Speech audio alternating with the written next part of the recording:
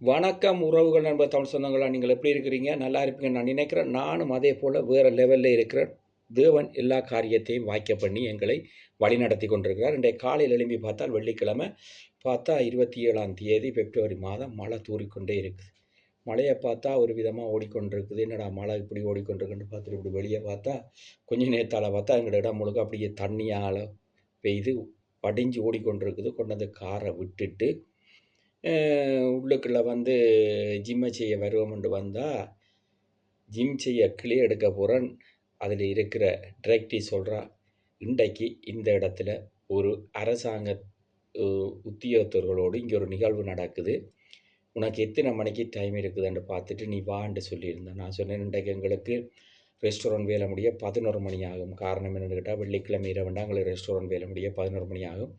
வரும்போது நான் முடிந்தால் பார்க்கிறேன் என்று சொல்லியிருந்தேன். அது நலமாக இருக்கும் என்று சொல்லிவிட்டு கிளியை எடுத்துக்கொண்டு ஜிம்முக்கு வந்தாச்சு.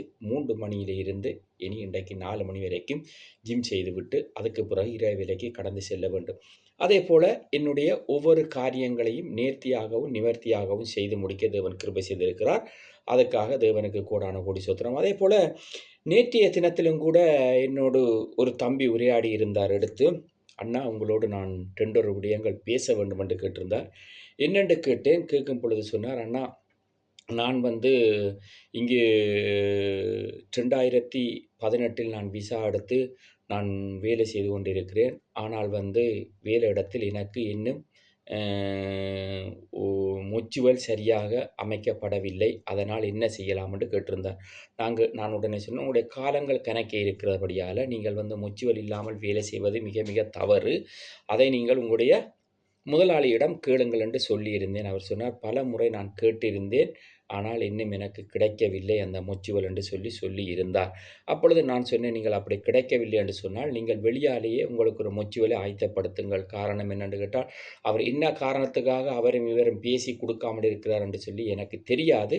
நீங்கள் வெளியாலே ஒரு முச்சுவல் போட்டீர்களா இருந்தால் உங்களுக்கு வந்து எல்லாத்துக்கும் 100% முச்சுவல் செய்வதென்று சொன்னால் அது ஏறக்குறைய உங்களுக்கு 100 130 யூரோ வரைக்கும் வரும்.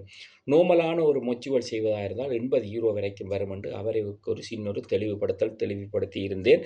அவர் சொன்னார், அது நலமாக இருக்கும் என்று சொல்லிவிட்டு அவர் அடுத்த கட்டத்தை நீங்கள் பாருங்கள் என்று சொல்லிவிட்டு நான் அவருக்கு பரிமாற்றம் செய்திருந்தேன். அவர் அதை செய்திருப்பார் என்று நான் நம்புகிறேன்.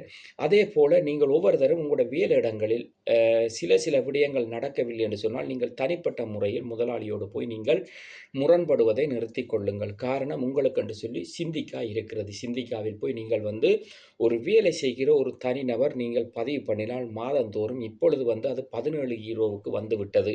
அவர்களுக்கு மாதந்தோறும் நீங்கள் கட்டி கொண்டிருந்தால் உங்களுக்கு முதலாளி நிமித்தம் இருந்து என்ன கடிதம் வந்தாலும் அந்த கடிதங்களை கொண்டு போய் நீங்கள் அவர்களிடம் கொடுத்தால் அவர்கள் அதை படித்து பார்த்து விட்டு உங்களுக்கு வந்து அவர்கள் முதலாளிக்கு என்ன காரியத்தை செய்ய வேண்டுமோ அந்த காரியத்தை அவர்கள் செய்வார்கள். நீங்கள் அமைதியாக வேலை செய்து கொண்டு இருக்கலாம். ஆனால் ஒன்றை மாத்திரம் புரிந்து கொள்ளுங்கள், வேலை இடத்தில் நீங்கள் எப்பொழுதும் கை நீட்டுவதோ இல்லது கையில் இருக்கிற பொருட்களை தூக்குவதோ மிக மிக தவறு. அப்படி நடந்து விடாதீர்கள். அது 4 பேர் சேர்ந்து அரசாங்கத்துக்கு முதலாளியோடு சேர்ந்து ஒரு கடிதத்தை டைப் பண்ணி அந்த 4 பேரும் இப்படித்தான் நடந்து கையெழுத்து வைத்து கொடுத்தால் அது உங்களுக்கு மிகவும் ஒரு கஷ்டமான காரியமாய் போய்விடும். மிக கவனமாயிருங்கள். காரணம் என்னென்று கேட்டால், இந்த நாட்களில் வந்து நீங்கள் ஒரு வழக்கு பதிவு செய்து அந்த வழக்கு பதிவாகி நீங்கள் கோர்ட்ஸுக்கு போகும் பொழுது அரசாங்கம் உங்களிடமிருந்து எதை எதிர்பார்க்கிறது என்று கேட்டால், தண்டனையை மாத்திரமல்ல உங்களிடமிருந்து பணத்தை எப்படி எடுக்கலாம் என்று பார்க்கிறார்கள்.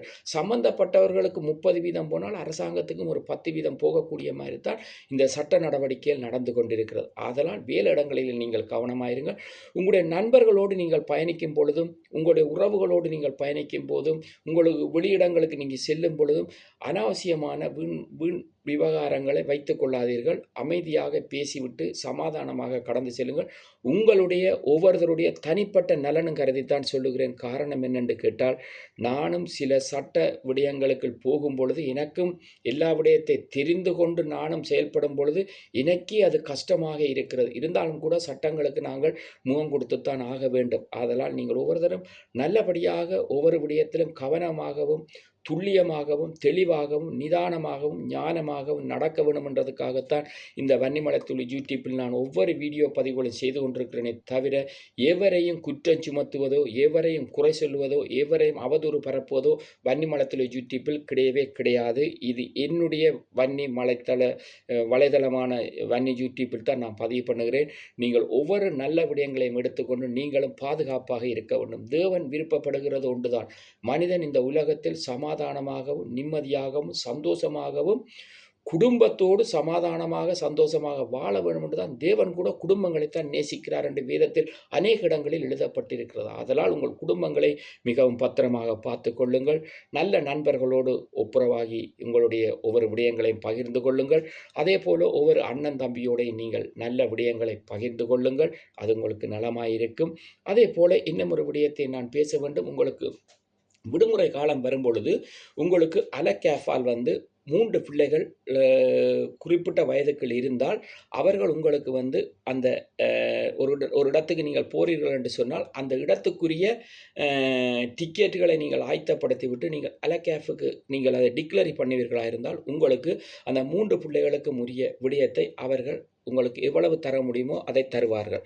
அதே போல் மேரியால் நீங்கள் பழகிற மியூசிக் பழகலாம், டான்ஸ் பழகலாம், பாட்டு பாடலாம், மற்றது போட் செய்யலாம். அனைத்துக்கும் உங்களுக்கு அலகேஃபால் உங்களுக்கு சட்ட ரீதியான பேமெண்ட்டுகள் இருக்குது. அதுகளை நீங்கள் உங்களுடைய கவனத்தில் வைத்துக் கொள்ளுங்கள். உங்களுடைய பிள்ளைகளை நீங்கள் எப்பயும் ஆக்டிவிட்டி ஆக்கி ஒவ்வொரு துறையிலுக்களும் நீங்கள் கடந்து செல்ல வையுங்கள். அது நலமாயிருக்கும். காரணம் என்னென்று கேட்டால் தேவன் கூட சொல்லுகிறார் சிறு பிள்ளைகளை என்னிடத்தில் வரவிடுங்கள் என்று சொல்லுகிறார். தேவன் கூட பிள்ளைகளைத்தான் அதிகமாக நேசிக்கிறார். அதனால் உங்களுடைய பிள்ளைகளையும் நீங்கள் ஒவ்வொரு துறைகளுக்கும் முன்னேற்றி செல்லும்படியாக வன்னிமலத்துளி யூடியூப் சார்பில் கேட்டுக்கொள்ளுகிறேன். அதே போல என்னுடைய விடயத்துக்கு வருவோம். என்னுடைய விடயம் அனைத்து விதமான காரியங்களுக்காகவும் நான் பிரயாசப்பட்டிருந்தேன்.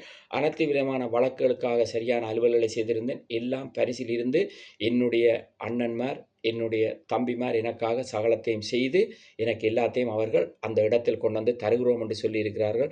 நிச்சயமாக திங்கட்கிழமை காலையில் அவர்கள் எல்லாம் என்னை சந்தித்து நான் செல்ல வேண்டிய இடத்துக்கு செல்லும் பொழுது அவர்கள் எனக்கு பலத்த உற்சாகத்தோடு நல்லபடியாக முடித்து நீங்கள் வெளியே வர வேண்டும் என்று சொல்லியிருக்கிறார்கள்.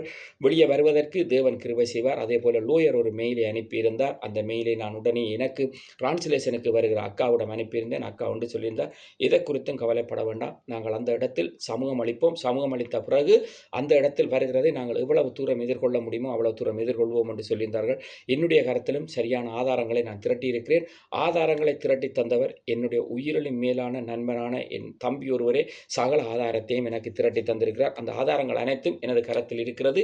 அதை விட பெரியவர் தேவன் பரத்தில் இருக்கிறார். என்னுடைய கரத்தில் இருக்கிற ஆதாரங்கள் எல்லாரையும் விட பெரியவர் பரத்தில் இருக்கிறார். அவர் அந்த இடத்தில் எல்லாத்தையும் செய்து முடிப்பார் என்ற நம்பிக்கையோடு நான் அதுக்கு கடந்து செல்வேன். என்னுடைய ஒவ்வொரு விடயங்களும் உங்களுக்கு சுவாரஸ்யமாக இருந்தால் அதை நீங்கள் எடுத்து உங்களுடைய வாழ்க்கையிலும் எப்படியான காரியங்களுக்கு நாங்கள் கடந்து செல்ல வேண்டும் என்று சொல்லி உங்களுடைய சிந்தனையில் பதிந்து வைத்துக் கொள்ளுங்கள். அது உங்களுக்கு நலமாக இருக்கும்.